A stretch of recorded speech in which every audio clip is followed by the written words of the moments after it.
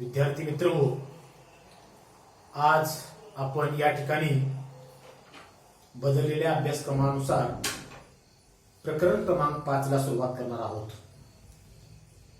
आतापर्यंत आपण 4 प्रकरणांचा विचार केला. सर्व विद्यार्थ्यांना एक विनंती आहे की शक्यतो आम्ही जे पाठवलेले व्हिडिओ आहेत ते तुम्हाला जसं वेळ मिळेल तसं वेळोवेळी पाहत चला. रिव्हिजन ज्या होत जाईल त्यावेळी अधिक तुम्हाला तुमच्या लक्षामध्ये ठेवण्यासाठी, समजावून घेण्यासाठी, अधिक चांगल्या प्रकारे आकलन होण्यासाठी त्याचा फार मोठा फायदा होईल. याच्यापूर्वी आपण वर्गामध्ये ऑफलाईन शिक्षण घेत होतो. एकदा शिकवलं की पुन्हा तुम्हाला नोट्स वाचणे, पेपर, पुस्तक बघणे हे करावं लागत होतं. मात्र या ठिकाणी या ऑनलाईन एज्युकेशनचा एक फायदा असा झाला आहे की तुमच्या जवळ असलेले व्हिडिओ मोबाईलच्या माध्यमातून तुम्ही वेळोवेळी पाहू शकता. कुठेही तुम्ही घरात, बाहेर, कोणत्याही ठिकाणी, कोणत्याही परिसरात, घरामध्ये, प्रवासामध्ये, आपल्या शेतामध्ये, रानामध्ये, कुठेही असताना हे तुम्हाला पाहिले तर काही सुद्धा अडचण येणार नाही. तर मित्र, प्रकरण क्रमांक 5 ला सुरुवात आपण करत असताना प्रकरण क्रमांक 5 चं नाव आहे भारतातील सामाजिक व धार्मिक सुधारणा. इंग्रजांचं या देशात झालेलं आगमन, इंग्रजांनी युरोपीय सत्तांच्यावर केलेली मात, युरोपियन लोकांचा मराठी लोकांच्या बरोबर आलेला संबंध आणि त्यानंतर ब्रिटिशांच्या व्यापाराच्या निमित्ताने आलेले ब्रिटिश या देशाचे राज्यकर्ते कशा प्रकारे बनले, त्यामध्ये ब्रिटिशांनी, इंग्रजांनी प्रामुख्याने भारतामध्ये 23 जून 1757 23 जून 1757च्या प्लाशीच्या लढाईमध्ये ब्रिटिश साम्राज्य सत्तेची पायाभरणी केली. लॉर्ड क्लाइव्ह आणि बंगालचा शासक सिराजउद्दौला यांच्यामध्ये ही लढाई झाली आणि शेवटी इंग्रजांनी या लढाईमध्ये विजय मिळवला आणि ब्रिटिश साम्राज्य सत्तेचा पाया घातला. 1757 ते 1857 1757 ते 1857 या 100 वर्षाच्या काळात कंपनीने ईस्ट इंडिया कंपनीची राजवट आणि प्रत्यक्ष ब्रिटिशांची राजवट, ब्रिटिशांच्या संसदेची राजवट, राजा राणीचं म्हणजे सत्ता त्यांनी रिकमेंड केलेले गव्हर्नर जनरल. तर ईस्ट इंडिया कंपनीची राजवट आणि ब्रिटिशांची राजवट या दोन भिन्न भिन्न बाबी लक्षात घ्या. 1757 ते 1857 100 वर्षाच्या काळात ईस्ट इंडिया कंपनीने भारतामध्ये राजकीय फायदा, राजकारभार केलाच, त्याचबरोबर त्यांनी भारतामध्ये अनेक भौतिक आणि सामाजिक सुधारणा केल्या. लक्षात घ्या, ब्रिटिशांची राजवट या देशाला शाप की वरदान असा ज्यावेळी बऱ्याच वेळा खरी होतो, विचार होतो, त्यावेळी बऱ्याच अंशी भारतीयांना जे आधुनिकतेचं शिक्षण, आधुनिकतेचे नवनवीन विचार, नवीन मूल्ये ही सगळी प्रामुख्याने पाश्चात्यांच्याकडून, इंग्रजांच्याकडून भारतात आल्याचे दिसून येतात.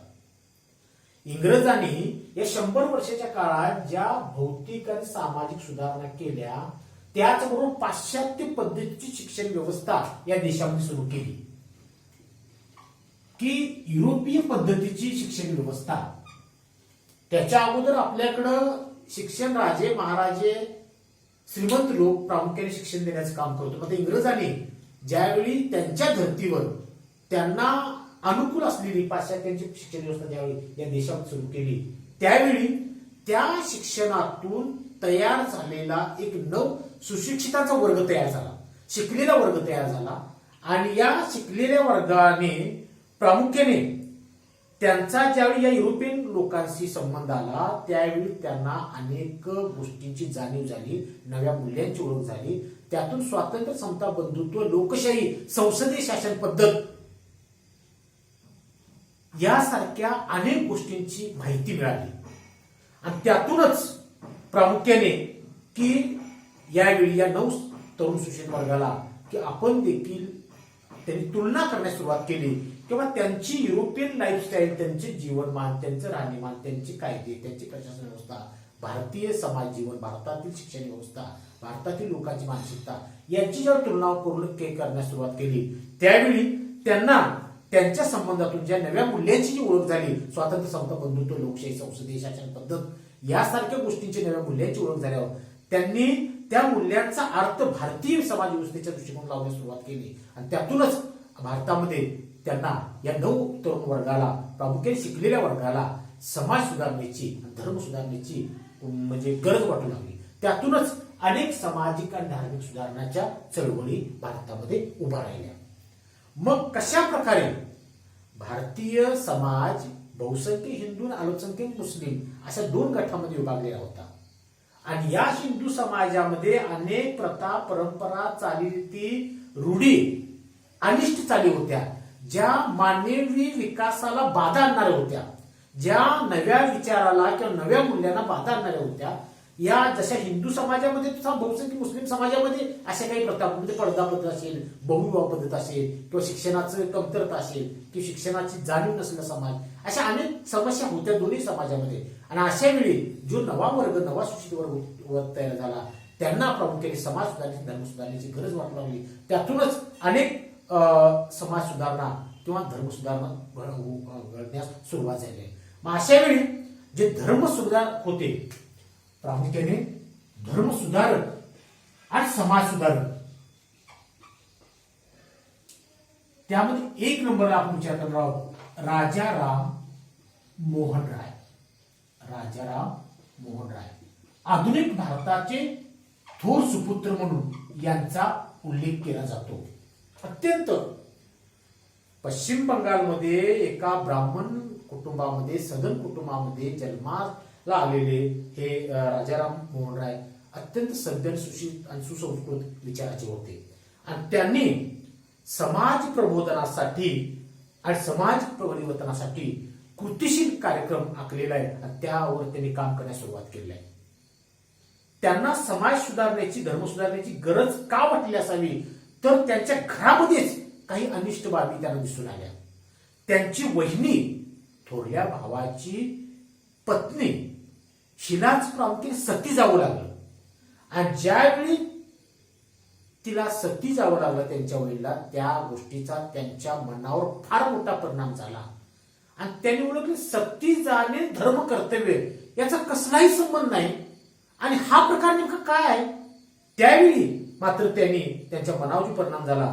त्यांनी की बाबा ही पद्धत, सती जाण्याची पद्धत रद्द व्हावी यासाठी ब्रिटिशांच्याकडे वेळोवेळी मागणी केली. ब्रिटिशांच्याकडे वेळोवेळी त्यांनी अशी म्हणजे सूचना दिलेली आहे आणि त्याचाच भाग म्हणून 1829 ला लॉर्ड विल्यम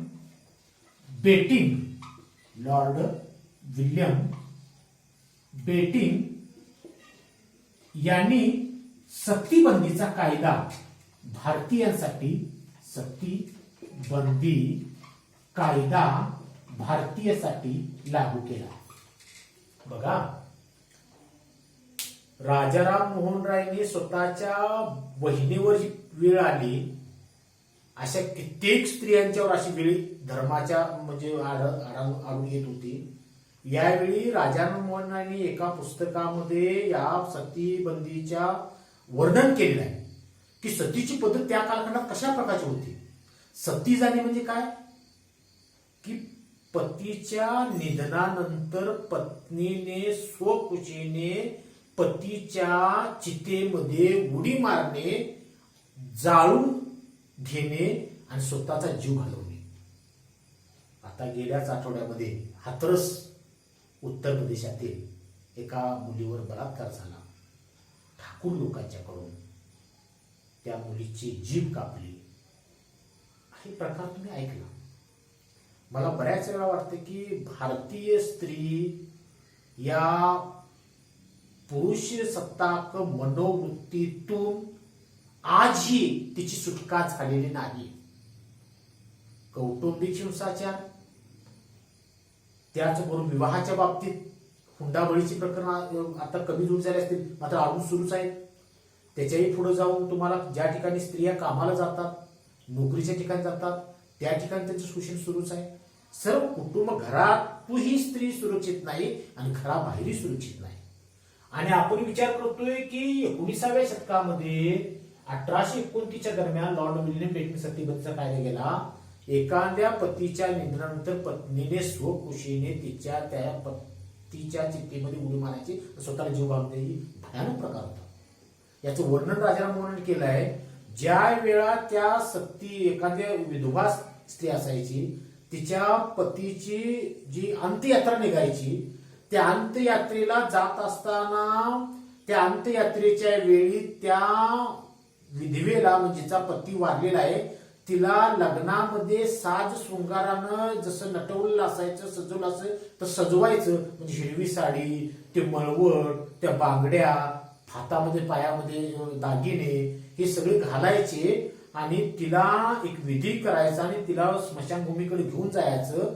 जाताना काही निवडक लोक असायची, गावाच्या वेशीच्या बाहेर शक्यतो स्मशानभूमी असायची.